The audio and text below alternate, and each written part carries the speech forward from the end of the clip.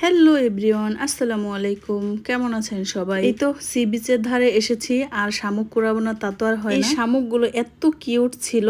ওই দিন এত পরিমাণে গরম ছিল, সবারই ভীষণ গরম লাগছিল। এরপর আমরা সবাই মিলে আইসক্রিম খেয়ে নিলাম, মানে কোন আইসক্রিম। এদিকে তো এই ঝিনুকগুলো দেখে আমার এত ভালো লাগছে, আমি একটা একটা করে শুধু কুড়োচ্ছি, যেগুলো একটু দাগ দাগ মানে দেখতে সুন্দর যেগুলো। আমি তো পুরো বাচ্চাদের মতো হয়ে গিয়েছি, আমি আমার ছেলে দুজনেই কুড়াচ্ছি, আর এদিকে আমার চাচুও কুড়িয়ে দিচ্ছে, ওই ভাইয়াটাও কুড়িয়ে দিচ্ছে। এদিকে আমার ব্যাগ নিয়ে হাঁটতে অনেক কষ্ট হচ্ছিল, আর আমার হাজব্যান্ডের নাকি খুবই গরম লাগছিল। এই জন্য তাকে বললাম গাছের নিচে গিয়ে বসার জন্য, আর সে গাছের নিচে চলে গেল। এই বিচের ধারটা এত ভালো লাগছিল, আমার খুব মনে চাচ্ছিল আমি জুতো খুলে গিয়ে নেমে একটু দৌড়াদৌড়ি করব, হাঁটাহাঁটি করব, কিন্তু ছেলের বাবা কিছুতেই নামতে দিল না। বলল এখানে কাদা, এখানে পা ধোয়ার কোনো জায়গা নেই, তোমাকে নামতে হবে না। এদিকে আমার ছেলে এই তো ঝিনুকগুলো কুড়িয়ে নিয়ে এখানে ধুয়ে নিচ্ছিল। আর এই যে যে গর্তগুলো দেখা যাচ্ছে, এগুলো কিন্তু লাল কাঁকড়ার গর্ত, কিন্তু ধারে কাছে যাওয়া যাচ্ছে না। আমি দূরে থেকে একটু জুম করে নিচ্ছিলাম, দেখেই তোর মারছে। এখানে এই যে যে লোকটাকে দেখা যাচ্ছে, ইনি কি করছে বলেন তো?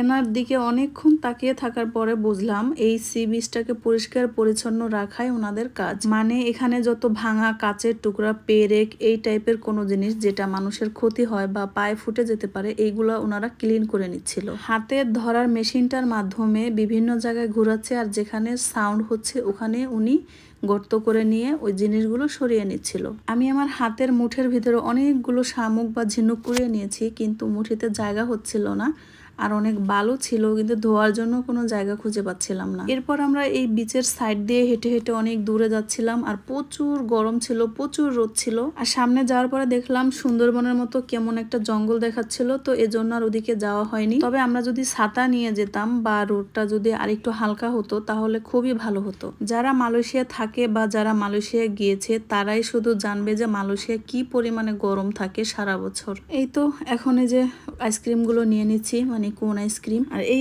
কোন আইসক্রিমগুলো কিন্তু অনেক বড় বড় ছিল। আমার ছেলে একা ও পুরোটা খেতে পারেনি, আমাকে দিয়ে দিল। এখন চলে যাচ্ছি আমার হাজব্যান্ড যেখানে বসা ওইখানে, আর গিয়ে দেখি সে বাদাম কিনেছে। এই বাদামগুলো কিন্তু লবণ দিয়ে সেদ্ধ করার কারণে এই স্বাদটা কিন্তু অনেক ভালো লাগে। যাই হোক, এই বীজটা আমাদের ঘোরা শেষ। এরপরে আমরা চলে যাচ্ছি, আরেকটা বীজ আছে, আর ওখানে যেতে আমাদের 10-15 মিনিটের মতো টাইম লেগেছে। আর ওই তো বললাম না, মালয়েশিয়ার অর্থনীতি টিকেই আছে পাম গাছের উপর।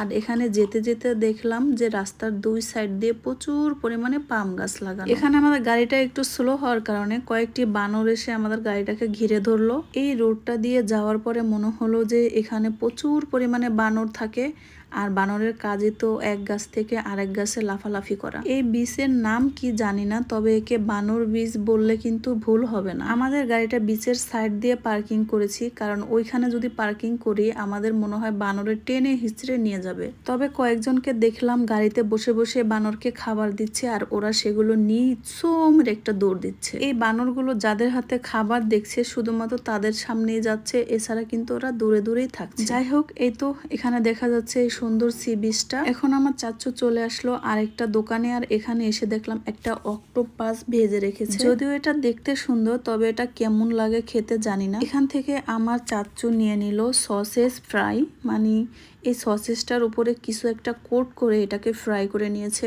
যেটা খেতে একদমই মজা ছিল না, আর ঠান্ডা হয়ে গিয়েছিল। আর এই মালয়েশিয়ায় নাকি হালাল হারাম এটা জিজ্ঞেস করা যায় না, তাহলে নাকি ওরা অনেক রাগ হয়, এটা আমার চাচু বলল।